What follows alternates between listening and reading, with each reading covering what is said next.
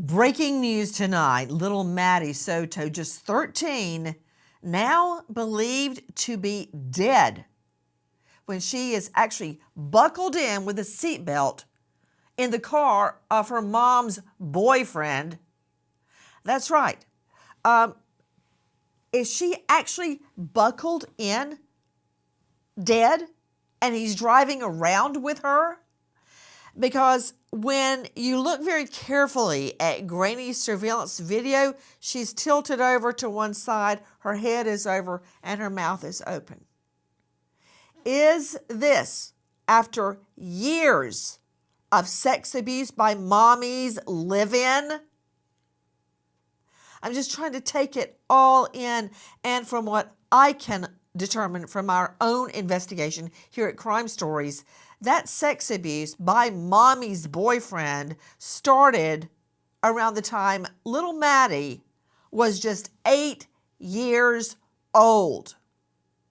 I am learning now from a treasure trove of state's documents that the night before Maddie, just 13 years old, went missing, translation, murdered. The night before she goes missing, her mother sent her to bed with the live-in so mommy could get a good night's sleep. Good evening. I'm Nancy Grace. This is Crime Stories. Thank you for being with us.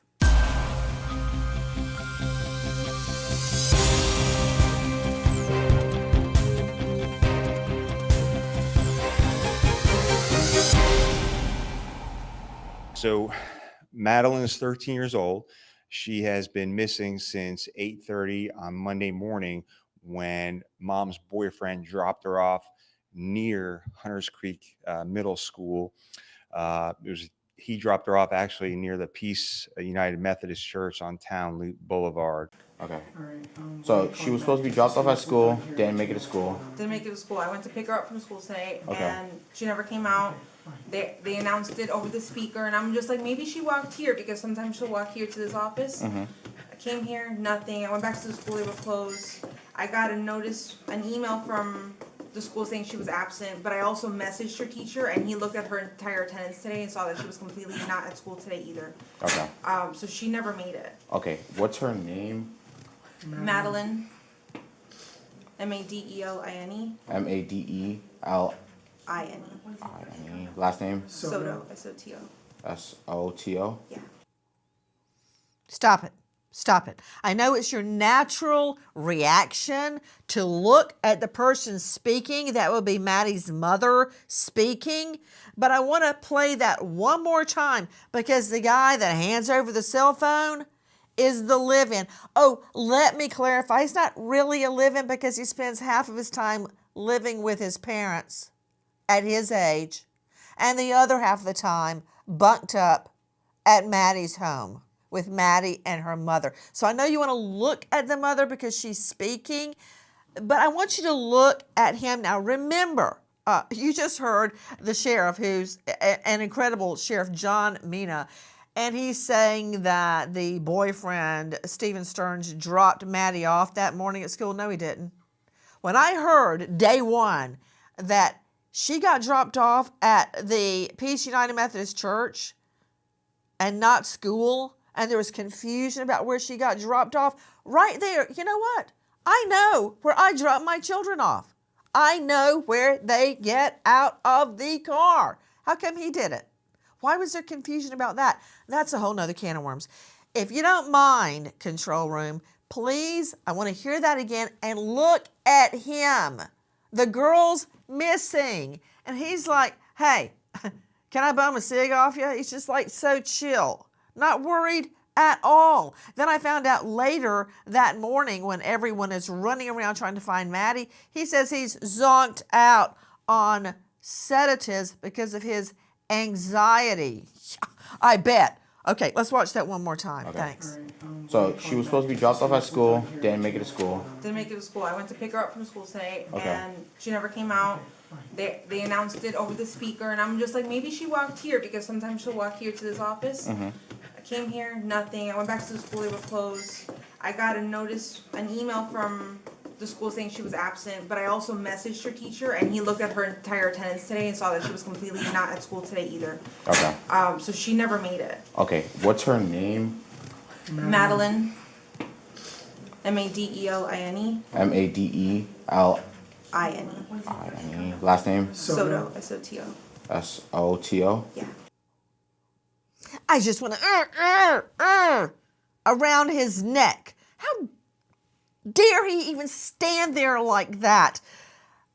Guys, with me an all-star panel to make sense of what we know right now, including Shannon Butler, investigative reporter, WFTV9 in Florida in this jurisdiction. But first, I'm going to go to a very special guest joining us. It's Teresina Niles. This is a very dear member of the family related to Maddie Soto's bio dad wife. So they're seeing it from a different angle because they're seeing it from dad's angle. Teresina, thank you for being with us. I really appreciate it.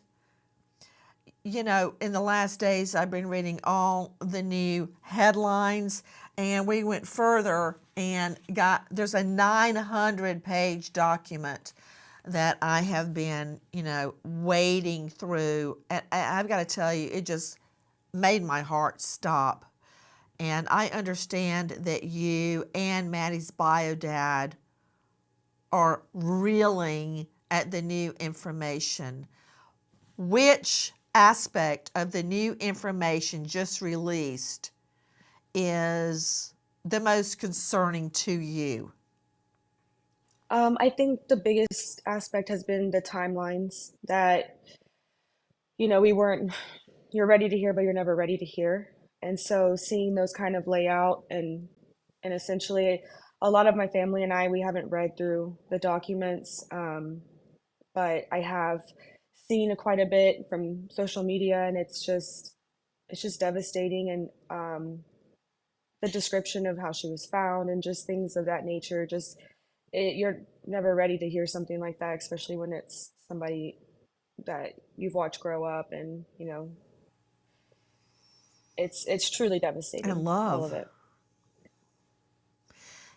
Teresina, everyone joining us is a special guest, Maddie's aunt, Teresina Niles. I don't think that you should be hard on yourself at all. Do you know, to this day, today, I have never gone to the scene where my fiance was murdered. Why? Because it would just put me back at square one. I'd start all over again. I mean, sometimes it's just too much to take in.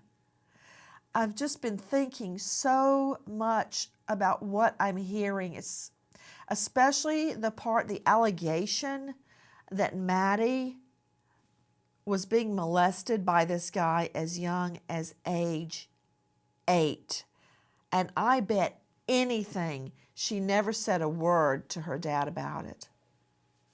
No, we wouldn't be like, none of this would have happened if we even had an inkling. So it's I think that was another thing from the documents. Once we saw how many other of her friends and people didn't know either, and it doesn't take the pain away or the guilt that's there, but it does show that nobody knew that closest to her, and it really is devastating, other than the people that did know, I guess. Ms. Niles, did you guys have any idea that the mother was just basically sending Maddie off to sleep with No. the boyfriend at night? Not at all. Not at all. I just, So all of I this couldn't is take that news. in. How is Maddie's dad reacting to all this? He must be devastated. It's been difficult to just see my brother-in-law Tyler and my sister Tatiana just go through any of this just because they loved her so deeply. And I, it's incomprehensible. I truly can't even find the words to convey the devastation that I'm witnessing and seeing and reading. Um, it just makes everyone really sick, really, really, really sick. I pray to God, Miss Niles, I pray to God that one mother out there and one father, especially dads who are not in the home, like when the parents are divorced or separated, hear this and understand what's happening in so many homes across our country. Guys, I want you to take a listen to more of what the mom says. What was she last seen wearing? Green hoodie, Green hoodie, white Crocs, white Crocs, either blue or black pants. I think black shorts. Black shorts? Yeah. black shorts. Okay, black shorts. All right. Do you know if she has like friends in the area? She does, but she doesn't know where they live. She doesn't know where they live. Okay. I asked all of them. And again, I know it's a natural reaction to try to look at the person that's speaking, but there we hear I don't know what to call him, the boyfriend, Stephen Stearns, joining me, an all-star panel, and I want to go out to Shannon Butler. He was an investigative reporter, WFTV 9 in Florida. Shannon, thank you so much for being with us. I got to tell you, this new release of documents and information, you've seen a wrecking ball, right? It feels like a giant wrecking ball just hit me in the head when I see what was going on in that home and I'm hearing the circumstances surrounding this little girl, 13-year-old Maddie's death, her murder. This with the backdrop of the boyfriend, Stephen Stearns, being charged with at least 60 sex counts on children, be it taking videos, pictures, molesting, the whole shebang. And look, the mom did not murder the daughter. He did, according to police. But wow, I mean, letting the fox in the hen house, what was she thinking? And her story completely changed. I can't help but feel blame toward mommy. Yeah, I think everybody, I mean, we have been following this case for months, and we've had so many people call and email and say, what are they going to do about Jen Soto? People are angry because of everything that happened before they reported her missing. We still have that piece of the timeline that we don't know yet of what happened between when she sent her daughter up to bed to sleep with Stephen Stearns, and then in the morning when he was seen with her inside that car. We have that gap there in that timeline. I think that will tell us some things. We have asked the Kissimmee Police Department time and time and time again, is there going to be an arrest made of Jen Soto? Because so many people believe that she was complacent in this, that there were things that she did that would have changed the outcome of this situation if she hadn't done it. That timeline we are waiting on, and hopefully will tell us more. But at this point, it just doesn't seem like police are moving towards Jen Soto. You know, this is an investigation, Nancy. We've been through this a million times, unfortunately, and things can change. But right now, it seems their focus is just on Stephen Stearns, and I know that is what so many people do not want to hear.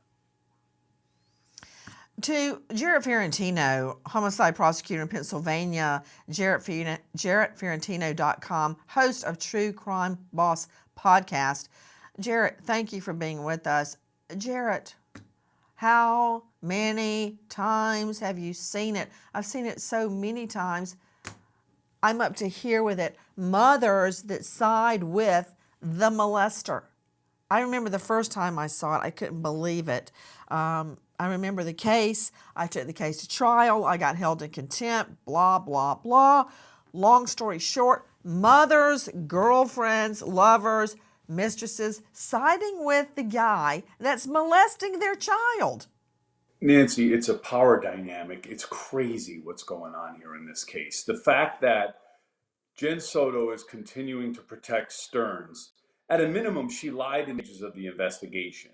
And if we've learned anything from the cases we've seen over the past, loved ones who are lying about missing, when there's someone missing, about small details or large details, is hiding something very big. And she's hiding to protect Stearns and very likely to protect herself. That's the issue here. What is Jen Soto Yeah, you hiding know what, to Jaron protect herself? Ferrantino? I want to follow up on something that you just said, lying about details. Okay, let's give her the benefit of the doubt for one moment. See, I'm projecting again. I remember distinctly the last time I saw Keith before he was murdered. I remember what we talked about. I remember what I was wearing. I remember what he was wearing. The whole thing. I remember how cold it was outside that morning in August. I remember everything about it. How does she not remember what happened? So I've got a problem with that, but I'm not a shrink. Maybe Dr. Crossan can explain it. To Joe Scott Morgan joining me. Guys, Joe Scott Morgan, professor of forensics, Jacksonville State University, with a state-of-the-art criminal procedure and criminal justice program.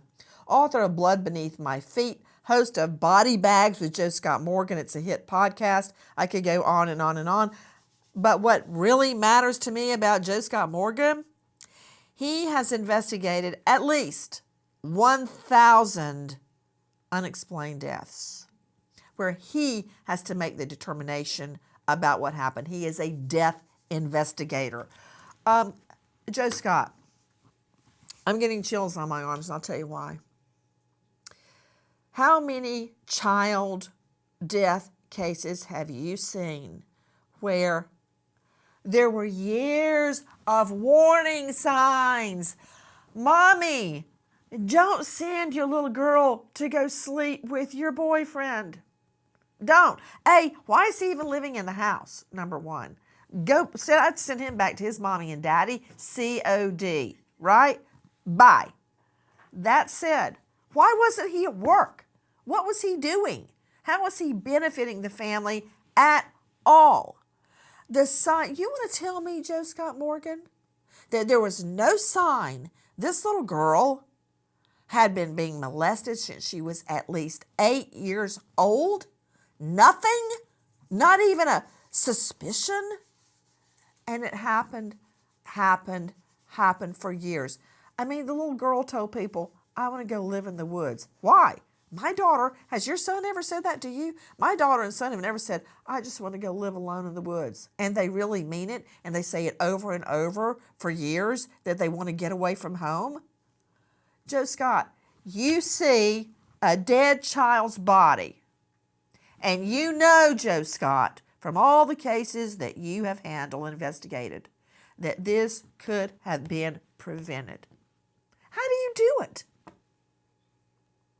How do you do it? Excellent question, because we've seen so many of these things where they just absolutely lose any kind of responsibility, is just lost out in the weeds. And of course, we have to remember the alleged perpetrator here is whacked out of his mind on benzos. He even says this, he's suffering from terrible anxiety. Yeah, I know why in the hell you're suffering from terrible anxiety at that moment in time when you think, let's just go with this line of thought here. Hold on. If Hold on. I want to, as I say to the twins when they have to go get, a tutorial at school, suck in all the knowledge you can. So you just said correctly. It's really hard to argue with you when you're mostly always right, Joe Scott. Remember, I put in mostly right there. He's whacked out on benzos. True, he is, because of his anxiety, because he just murdered Madeline there. That's why he's anxious. But he had the wherewithal to dispose of her body, to lie, to come up with all sorts of stories to explain his circuitous route. I don't know how whacked out he really was or how much he just wants us to believe that. And what's a benzo? That's where I was starting. Yeah, he claims that he's suffering from, kind of this anxiety disorder, apparently, that he has to regulate himself with these meds in order to function day in and day out. And I guess that's what you do when you live in mom and dad's basement, or you're the boyfriend that mooches off of a single mom and perhaps is victimizing the deceased here since the age of 8. Since the age of 8, that's what they're saying. And yeah, I can see why you would need benzos on board, because this is the ultimate in What's a horror. benzo? What's Well, a benzo? well, we think about clonazepam, for instance. We think about things like Valium, those types of things that kind of soothe us and calm us down. And there's so many of them out there just floating about. And if he got his hands on these, he's going to try to numb himself, perhaps, because the reality that he's having to deal with, or that he's not Well, how facing up can to at this you? moment. There's not a nice way to ask this, Joe Scott, so I'll just ask it. How can Sure, you go ahead. be so, as he says, his words, not mine, zonked out? Look at all these notes I took on this POC, technical legal term. How can he be so, quote, zonked out, but yet he could still affect a child? I'm not going into the details, okay? Yes. How could he be so lethargic and sedated, but he could still, how can I say this, commit a child and try to cover his tracks? And remember, he also said, I don't know how I did it, but I did a total reset on my phone, a factory reset, and I erased all my contacts. Hello, we still found hundreds of child porn images and videos. You didn't do that good of a job of it. So how high was he really? Did you look at this video, Joe Scott? Do you see him standing there? Yeah, he seems completely lucid at that moment in time, doesn't he? He's got his arms crossed there, maybe perhaps in a defensive posture. I don't know. That's a Dr. Joy question, but he seemed to be present in the moment. He's responding. What did they say? Just a moment ago, Control played the clip of him. He was the first one to speak up about her clothing, Nancy. How would he know about her clothing, what she was wearing? Well, he's the person that's supposed to be conveying her to all these places. You mentioned the twins just a moment ago, that specifically where you let them out. I knew where I let my kids out when I dropped them off at school. You're going to let her wander the streets? Oh, by the way, yeah, I dropped them outside of a Methodist church and not at school. Oh, by the way, yeah, she was embarrassed to be seen with me. Yeah, there's more to the story. I know the initial information was that she said, "Hey, I'm embarrassed of this vehicle, whatever. So drop me off at this location." We're still following up on all of that, but yes, certainly something that we will look into. Why not drop her off at the school? But we're looking into all of that. Yeah, that's not true. He did not drop her off at Peace United Methodist Church because she didn't want to be seen with parents or because she was embarrassed of the car. She was murdered and hidden behind a row of bamboo, very thick. Her items were thrown into a dumpster, including her backpack and her school-issued computer. And he, Stephen Stearns, was spotted at that dumpster. A male called in with a tip describing his vehicle and that he was outside the vehicle with a tire iron. At this moment, I don't know the official COD. We are waiting, but I want you to hear more of what mommy and live-in, now murder defendant, said. How about, did she have like an Apple Watch? She's got a device. The only device she's got on her right now is her school laptop. Her school laptop? Is that trackable? I don't think so. You don't think so? It should be. If the Wi-Fi is turned on, it'll try to connect to any Wi-Fi. And also, I want you to hear where the live-in, aka Stephen Stearns, describes where Maddie went, and watch his demeanor. Listen. She got dropped off. She was like, so she's embarrassed by his car. So she didn't want to be dropped off at school. She wanted to be dropped off like half a block away so she can walk. It's an image thing, she's in the face. But he dropped her off half a block away and drove away. Okay. Did she ever go to school though? No, we called school. She was walking in that direction, she was rifling through her backpack, just looking for something. I thought maybe she was just looking for headphones before she got her walking on. Yeah. But she was just kind of, shambling over in that direction. It looked the same as any other morning. Teresina Niles, could you tell us about Madeline? Yes. Maddie was the light of my sister Tatiana and my brother-in-law Tyler's eyes. She wasn't their entire world. Um, their love for her definitely seeped in to the rest of us and the family, and we just had this hope and prayer that one day we would be able to have more time with her, spend more time with her, watch her, you know, go through the milestones and make memories as a family.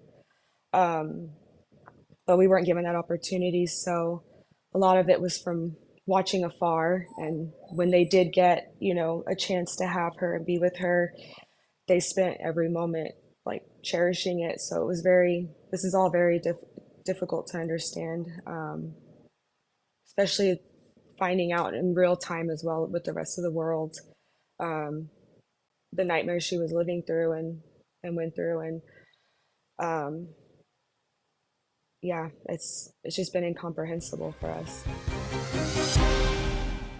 Investigators believe the female seen at 7:36 a.m. in the surveillance video in the front passenger seat of Stephen Stern's vehicle is Madeline Soto's dead body, propped up and buckled into the seat to appear as a living person. But closer inspection of the video shows her head leaning toward her shoulder with her mouth open. Stearns is caught on surveillance video again at 8:19 a.m. when he is seen entering the front security gate of the neighborhood with a female in the same position as the surveillance video captured at 7:36 a.m.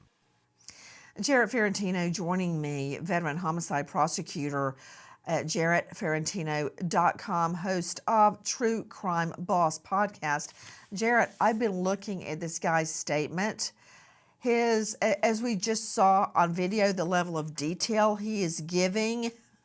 It's amazing how when people lie, they will go through so much detail, superfluous detail, that really comes back to bite them in the neck. For instance, he claims that morning he and Maddie had to turn around and go all the way back to Kissimmee because they left behind the gate remote to get into their neighborhood.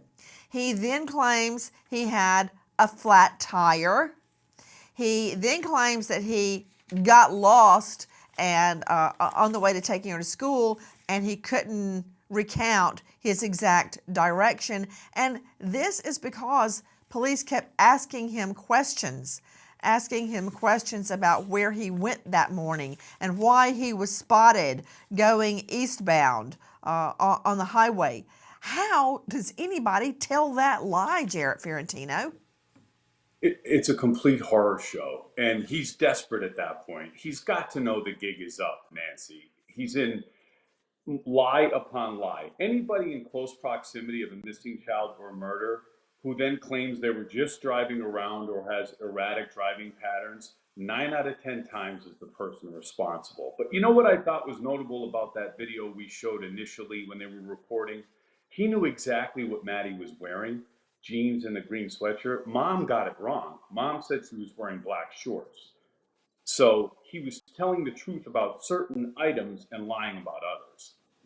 Guys, you are seeing the live-in, Stefan Stearns with the mom.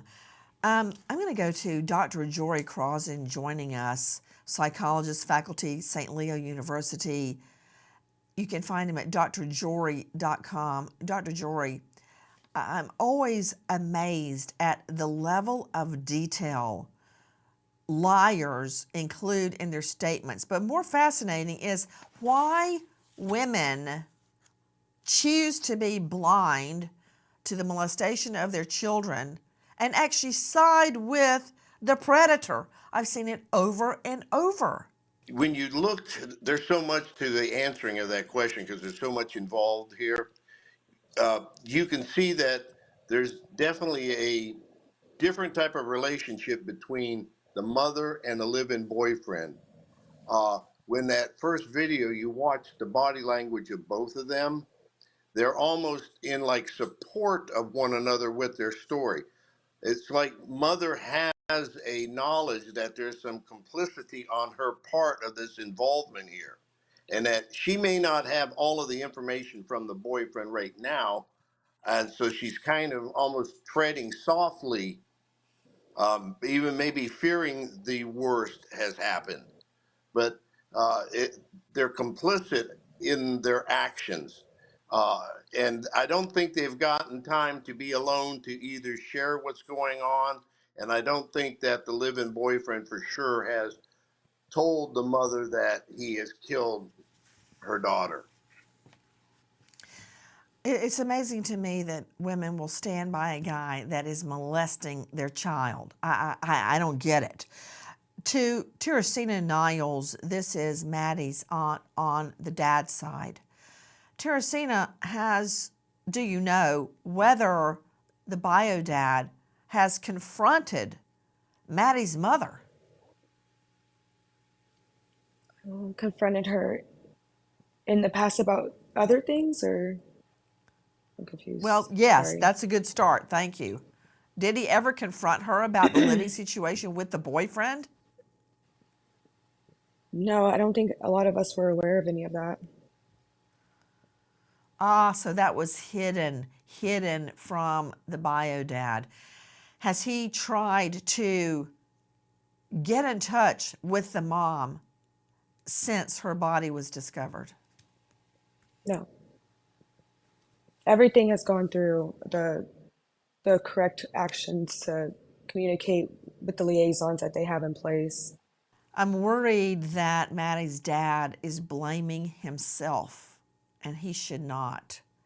Is he? Because that's a very normal reaction. I think to many degrees, for sure, with my brother-in-law and my sister, and just the rest of the family in general. It's hard not to.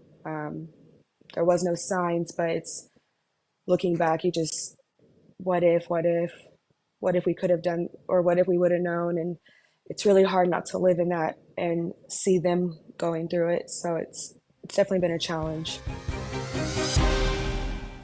We know this case has gained significant public attention because Madeline had just celebrated her 13th birthday and was just a child. The evidence shows an individual that was entrusted to keep Madeline safe made calculated moves to dispose Madeline's belongings and place her body in a wooded area before she was ever reported missing.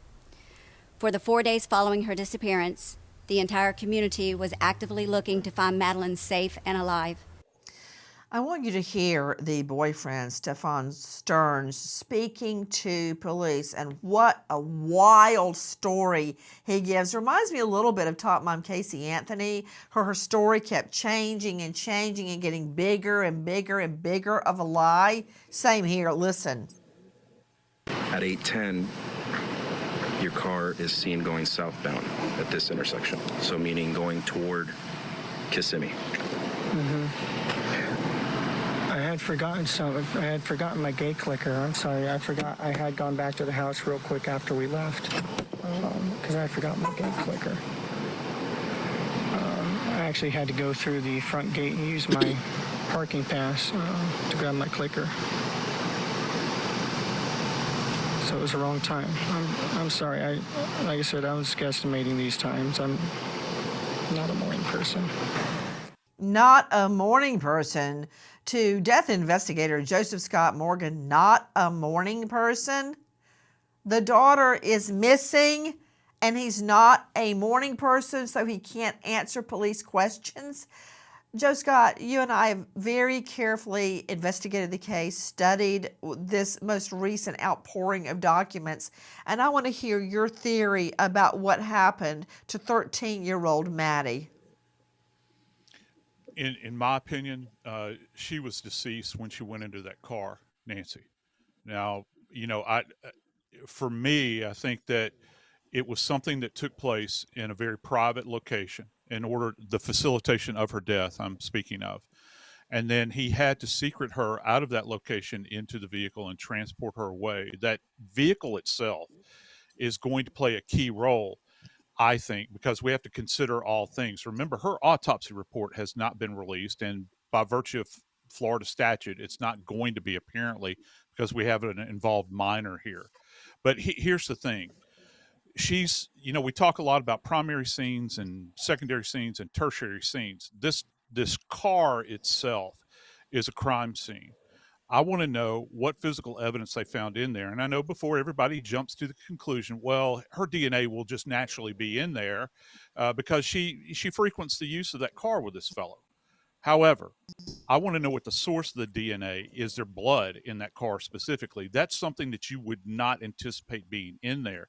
And that's going to give us an idea as to perhaps what may have happened. He's riding around at this point with this deceased young child in the car with him that he has posed, Nancy, allegedly. Remember what was said. She's leaning over to the left. Her head is tucked down. Her mouth is open, Nancy. He's trying to find a place to deposit her remains, and not just her remains, but all kinds of evidence that would link him back to her relative to her personal belongings. Oh, I don't know where she went. Dropped her off at the church, but later on, they're going to find all of these items in the dumpster, perhaps, and then her discarded and apparently covered, which goes to this idea of him thinking about what to do. He's not so out of his mind that he doesn't have control over what's happening. Joining us is Shannon Butler, investigative reporter, WFTV 9. There are 60 charges against the live-in, Stefan Stearns, many of them sex battery on a child. And I'm wondering if they're not getting a lot of that from his phone. Of course, he said that morning did a massive factory reset. Those are his words, not mine. Massive factory reset. Wow, that's quite the coincidence, is it not, that he does a factory reset on his phone the moment she goes missing? So what are these sex battery on a child charges predicated? So I think that was the first red flag for investigators. I think they knew the minute he reset that phone that they needed to get to that phone. When they downloaded it, there was horrific images, 1,700 images on that phone. That was at the moment they realized, something was terribly wrong here, and that was what they originally arrested Stefan Stearns on. It wasn't until later that they filed those murder charges, but those videos gave them a very good indication of what was going on since she was 8 years old. And that gave them plenty to go on to start to look at other things. What was she last seen wearing? Green hoodie, Green hoodie, white Crocs, white Crocs, either blue or black pants. I think black shorts. Black shorts? Yeah. black shorts. Okay, black shorts. All right. Do you know if she has like friends in the area? She does, but she doesn't know where they live. She doesn't know where they live. Okay. I asked all of them. Guys, I've been looking at the particular charges, and I want to go straight out to Jarrett Fiorentino, former homicide prosecutor in Pennsylvania. There's so many to look at. There's 60 charges, but I'm looking, of course, there's all the sex batteries on a child under 12. So we know the claims go back for years. I believe they go back to age 8 for this little girl. But listen to this, Jarrett. Unlawful possession of materials depicting a sex performance by a child. That says to me there's a strong possibility he actually videoed the sex abuse on Madeline. Nancy, that is certainly a possibility based on the charges against him at this point. And it could even go to motive, intent, and opportunity to have killed Maddie to cover up what he was doing.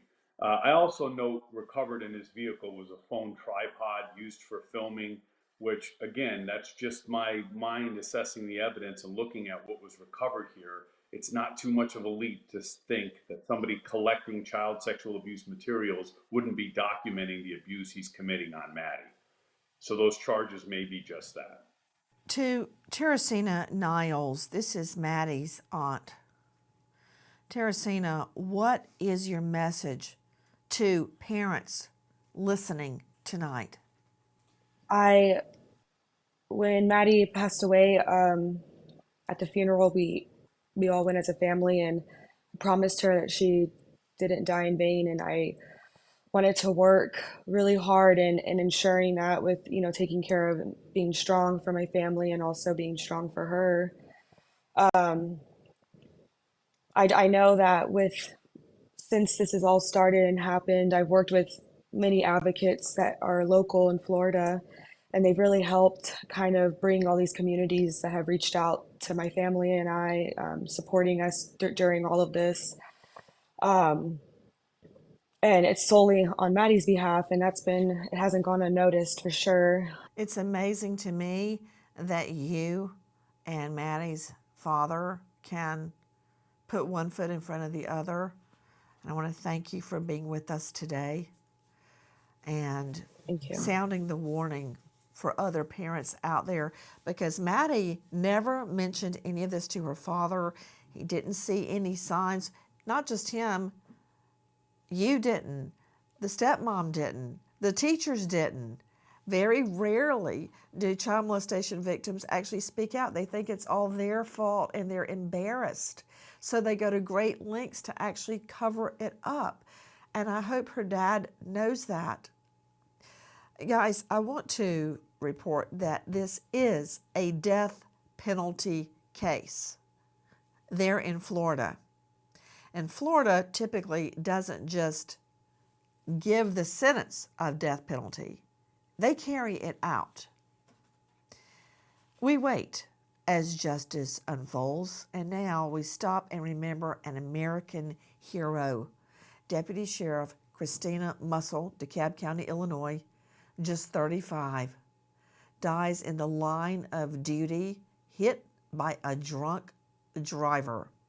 Army National Guard, military police vet, Deputy Sheriff Mussel served in Afghanistan, survived by 3 grieving children, Zoe, Genevieve, and Cylon. Her parents also mourning, Philip and Diane. American hero, Deputy Sheriff Christina Mussel.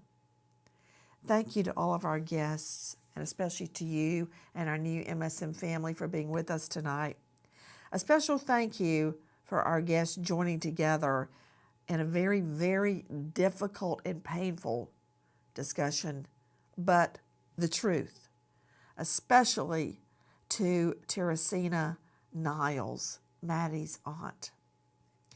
Nancy Grace signing off. I'll see you tomorrow night, 6 and 9 o'clock sharp Eastern. And until then, good night, friend.